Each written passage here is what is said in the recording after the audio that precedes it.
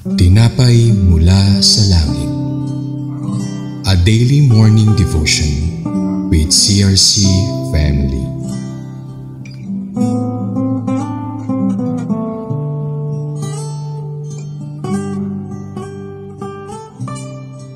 Palang umaga po sa bawat isa. Ito pong inyong lingkod, Sister Rita Bautista, na inyo pong makakasama ngayong umaga sa ating programang Tinapay Mula sa Langit. Ating pong pagbubulayan ay matatagpuan sa Numbers chapter 3 verses 5 to 10 na may title pong The Levites, Their Role in Relation to Aaron. Ngunit bago ang lahat, tayo po muna ay manalangin. Aming Ama sa Langit, salamat po sa umagang ito, sa opportunity na kami po ay mag-aral na yung salita. Dalain ko po, Holy Spirit, ang iyong pangunguna sa iyong lingkod at maging ang bawat isa sa amin. Buksan niyo pong aming puso't isip at hayaan niyo pong malayang makakilos kabanal na Espiritu sa amin pong pag-aaralan. Maraming salamat po sa iyong kapahayagan ngayong umaga. Kami po ay nagpapasalamat sa pangalan ni Jesus. Amen at amen. Praise God. So ating pong pagpapatuloy, ang Levites po at ang priests ay magkakatulungan sa temple worship. So ang mga Levites po, sila po yung katuwang ni Aaron sa public worship. Sila rin yung mga musician, sila rin yung mga gatekeepers, guardian, temple officials, judges, at craftsmen. Yung priest naman po ay may pinakamataas na position kagaya ni Aaron po, na siya po yung naghahandog in behalf ng mga tao. Kung may pagkakasala ay naghahandog po siya upang mapawalang sala ang kasalanan ng kongregasyon, maging yung sarili niyang kasalanan. Siya rin po yung pinupuntahan ng mga Hebreo upang alamin kung ano ang kalooban ng Panginoon. Ang role din po niya, i-overseer yung mga subordinate niyang mga priest. So malaki po ang gampanin ni Aaron at ang kanyang mga anak. Yan po ang calling niya ay priestly. Yan po yung kanyang paglilingkod. Ngayon po, ano naman po yung role ng mga Levites in relation to Aaron? So sinabi ng Panginoon po kay Moses, matatagpuan po natin yan sa 5, sinabi ni Yahweh kay Moses na tipunin ang mga lipi ni Levi at italaga bilang katulong ni Aaron. So katuwang po ni Aaron ang mga Levites. Tutulungan nila si Aaron sa mga gawain sa toldang tipanan at ang mga mamayan sa kanilang paghahandog. So katuwang sa mga paghahandog kasama ng mamamayan po ng Israel. So sila rin yung mga ngasiwa sa kagamitan sa loob ng toldang tipanan, Sila yon, kumbaga sila yung in charge doon at sila rin yung tutulong sa mga Israelita kasi kung sasamba sila, tutulungan nila, kumbaga mag-a-assist sila. At sila rin yung katuwang ni Aaron sa mga pangangailangan. Kung mayroon mang pangangailangan doon sa loob na templo, sila yung katuwang ni Moses. Ngayon po, makikita natin na ang pagtawag ng Diyos may iba-ibang panahon, may iba-ibang calling at may iba-ibang katatangian at pwesto, kumbaga kung ano yung giftedness na meron ang bawat isa. So itong mga Levites po, nakatalaga sila. Pinapunta sila ng Panginoon, kumbaga yun ang assignment nila to assist Aaron.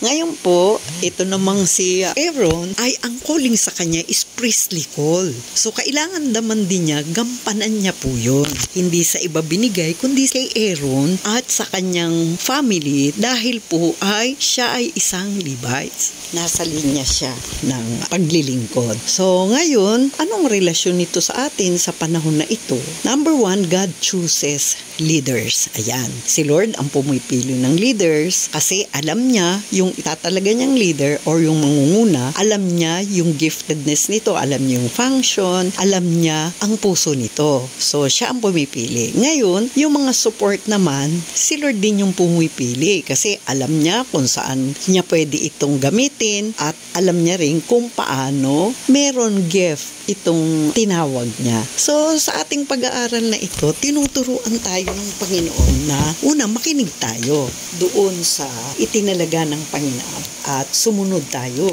kasi may role na gampanin yun, yung nilagay na leader. So tayo naman ay susunod doon sa ipinag-uutos ng Diyos. Pangalawa po ay tingnan natin kung saan tayo pwedeng makatulong. Kasi katuwang kailangan kagaya ng Levites at saka ni Aaron, nagtutulungan sila. Tingnan natin kung ano yung pwede nating itulong sa ating kagaya sa kongregasyon natin. natin para tayo ay makasamba at makapaglingkod sa Lord. So panahon natin, di ba, meron tayong music team, may musicians tayo, may sa technical tayo. So lahat ng yan ay ginagampanan natin para sa paglilingkod sa Panginoon. So kung ano man meron tayo ngayon, kung anong talent meron tayo ngayon, kung ano yung binigay sa ating gampanin ni Lord, gawin nating sama-sama yun. Magtulungan po tayo kasi napakahalaga po ng pagtutulungan, kagaya ng Levites at ng priest, maganda po yung nagiging outcome. Kaya sa atin po sa panahon natin ay tulungan po tayo at sumunod tayo sa kalooban ng Diyos. Kung sino man yung itinalagang leader ng Panginoon, sundin natin siya kasi siya yung nilagay. Ngayon po, doon naman sa mga leaders, ay tingnan din naman niya yung kanyang mga subordinate with love. So, ang magiging resulta po niyan, malulugod natin ng Panginoon, mawo-worship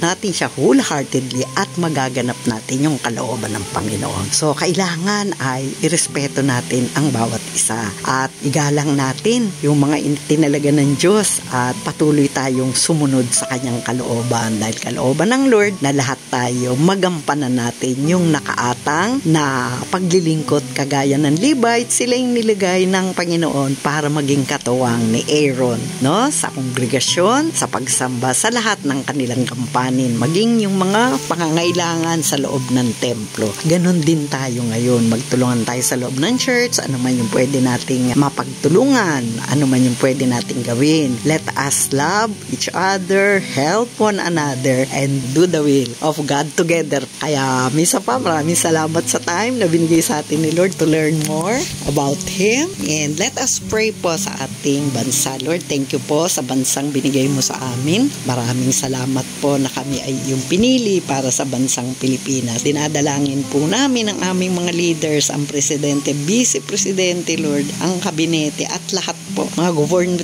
official, lahat po na may kinalaman sa aming gobyerno. Kayo po ang patuloy na manguna sa amin. Lead us and guide us, Lord. Tulungan mo kaming lagi namin silang ipanalangin upang mabago ang aming bansa. Maraming po salamat sa pagkakataong ito na may panalangin ang bawat isa, ang aming bansa upang kami ay maging matahimik na bansa na may takot sa Diyos. Maraming salamat po, in Jesus' name we pray. Amen and amen. Maraming salamat mga kapatid sa inyong pakikibahagi sa ating programang ito. Lagi po nating pagnilayan ng salita ng Diyos sa ating puso upang lubos na maging kaunawaan natin dito. Muli po nyo kaming samahan bukas sa pagninilay ng kanyang salita dito sa programang Tinapay Mula sa Langit. Malaya nyo pong i-share, no, sa mga kaibigan, friends, at sa bawat isa na nagnanais makakilala sa Panginoon. Pwede rin nyo po itong share at sa mga kakilala po natin. Pagpalain po tayong lahat ng Panginoon at advance Merry Christmas at good morning everyone. Ito muli ang inyong kapatid, Sister Rita Bautista, nagsasabing bye-bye and God bless us all.